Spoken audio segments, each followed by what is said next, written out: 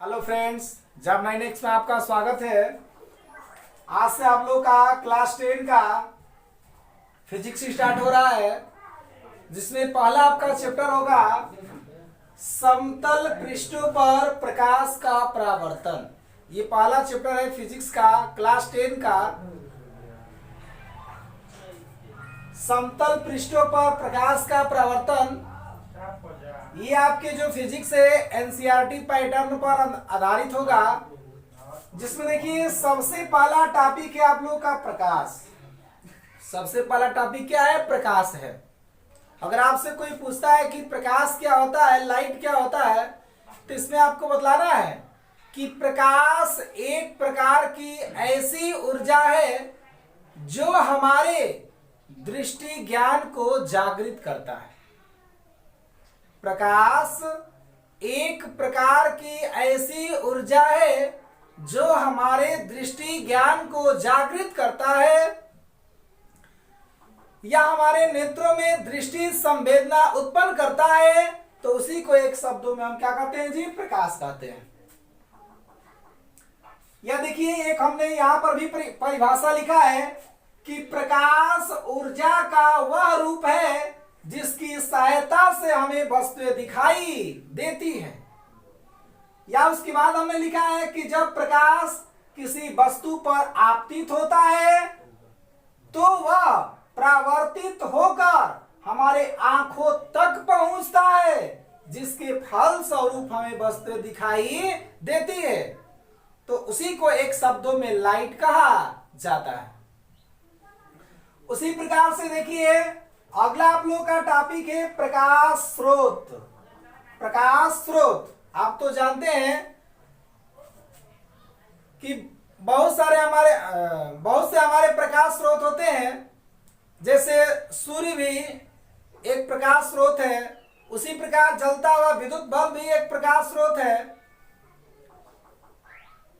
तो सूर्य हो या तारे हो, ये सभी आपके प्राकृतिक प्रकाश स्रोत है। लेकिन कुछ आपके मानव निर्मित प्रकाश स्रोत भी होते हैं, जैसे जलता हुआ विद्युत बल्ब, जलता हुआ कैंडल, ये सभी आपके क्या होते हैं जी? मानव निर्मित प्रकाश स्रोत होते हैं। और इसी प्रकाश स्रोत को दो भागों में बांटा गया है, जिनमें से पहला आपका है दीप्त प्रकाश स्रोत। पहला आपका क्या है जी? दीप्त प्रकाश स्रोत। तो देखिए, यहां पर हमने एक परिभाषा लिखा है कि वे प्रकाश स्रोत जो स्वयं प्रकाश उत्पन्न करते हैं, तो उसी को एक शब्दों में हम दीप्त प्रकाश स्रोत कहते हैं। वे प्रकाश स्रोत जो स्वयं प्रकाश उत्पन्न करते हैं, तो उसी को हम दीप्त प्रकाश स्रोत कहते हैं। जैसे एग्जाम्पल के तौर पर है सूर्य, तारे, विद्युत बल्ब। सूर्य, तारे, विद्युत बल्ब, ये आपके क्या होते हैं जी? दीप्त प्रकाश स्रोत होते हैं। या ऐसे भी इसका परिभाषा बदला सकते हैं कि वे वस्तु जो स्वयं प्रकाश उत्पन्न करते हैं, तो उसको भी एक शब्दों में हम क्या? दीप्त वस्तु, या उसी को हम दीप्त प्रकाश स्रोत भी कह सकते हैं। उसी क्रम में देखिए, अगला टॉपिक हम लोग का अदीप्त प्रकाश स्रोत। इसका भी परिभाषा इसके उल्टे ही बताएंगे। अर्थात यहाँ पर लिखा गया है कि वे प्रकाश स्रोत जो स्वयं प्रकाश उत्पन्न नहीं करते हैं, बल्कि दीप्त स्रोतों के प्रकाश को परावर्तित कर प्रकाश देते हैं, तो उसी को एक शब्दों में हम क्या? अदीप्त प्रकाश स्रोत के नाम से जानते हैं। या ऐसे बता सकते हैं कि वे प्रकाश स्रोत जो स्वयं प्रकाश उत्पन्न नहीं करते हैं, तो उसी को एक शब्दों में हम क्या? अदीप्त प्रकाश स्रोत के नाम से जानते हैं। जैसे एग्जाम्पल के तौर पर आपका चंद्रमा भी हो जाएगा, कांच भी हो जाएगा, लकड़ी भी हो जाएगा, या और बहुत सारे आपकी वस्तुएं हो जाएंगी। उसी क्रम में हम लोग का अगला टॉपिक है प्रकाश के गुण। प्रकाश के गुण, देखिए प्रकाश के बहुत सारे गुण होते हैं, जिनमें से कुछ यहां पर हमने लिखा है, जिसको देख लीजिए। पहला टॉपिक हमने लिखा है कि प्रकाश स्वयं अदृश्य होता है। प्रकाश स्वयं अदृश्य होता है। अदृश्य का मतलब हमें दिखाई नहीं देता है। प्रकाश स्वयं अदृश्य होता है, अर्थात प्रकाश हमें दिखाई नहीं देता है, परंतु इसकी उपस्थिति में वस्तुएं दिखाई देती है।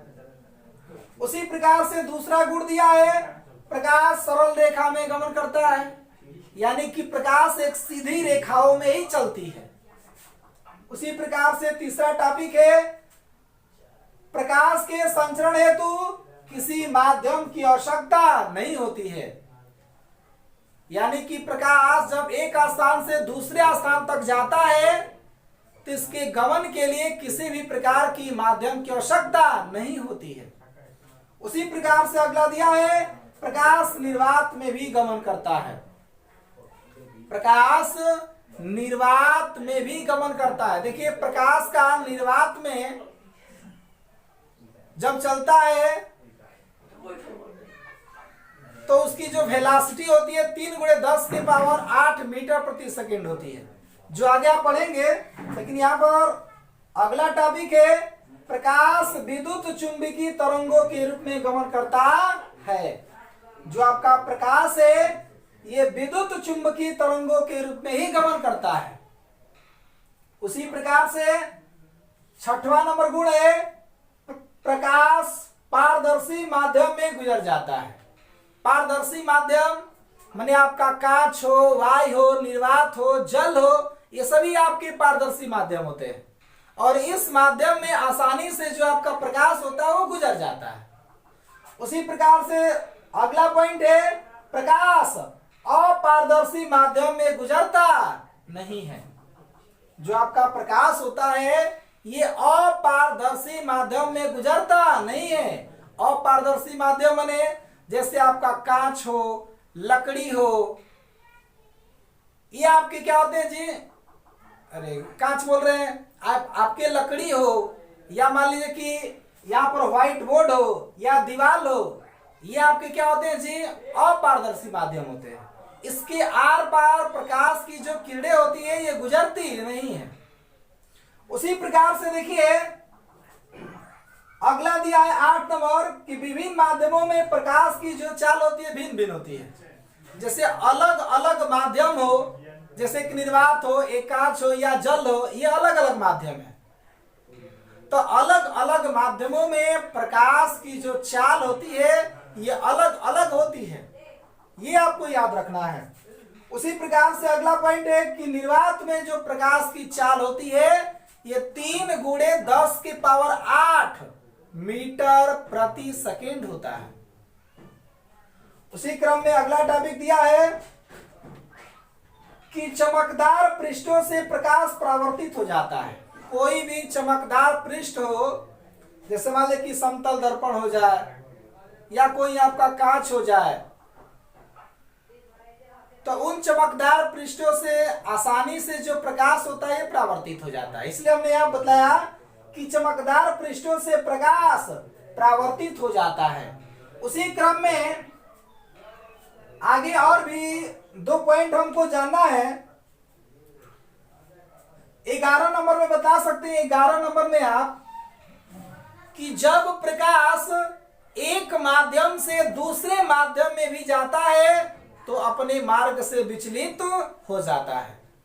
ये पॉइंट 11 नंबर में याद रखना है कि जब प्रकाश एक माध्यम से दूसरे माध्यम में भी जाता है तो अपने मार्ग से क्या होता है, विचलित हो जाता है। उसी क्रम में लास्ट एक पॉइंट है 12 नंबर। 12 नंबर पॉइंट में आप बता सकते हैं कि दृश्य प्रकाश की जो तरंग दैर्घ्य होती है, दृश्य प्रकाश का जो तरंग दैर्घ्य होता है वो आपका 4000 एंगस्ट्रॉम से आपकी कितना होता है जी, 8000 एंगस्ट्रॉम तक होती है। 8000 एंगस्ट्रॉम तक होती है। याद रखना है 12 नंबर पॉइंट में कि दृश्य प्रकाश की जो तरंग दैर्घ्य होती है वे आपकी 4000 एंगस्ट्रॉम से 8000 एंगस्ट्रॉम तक होती है।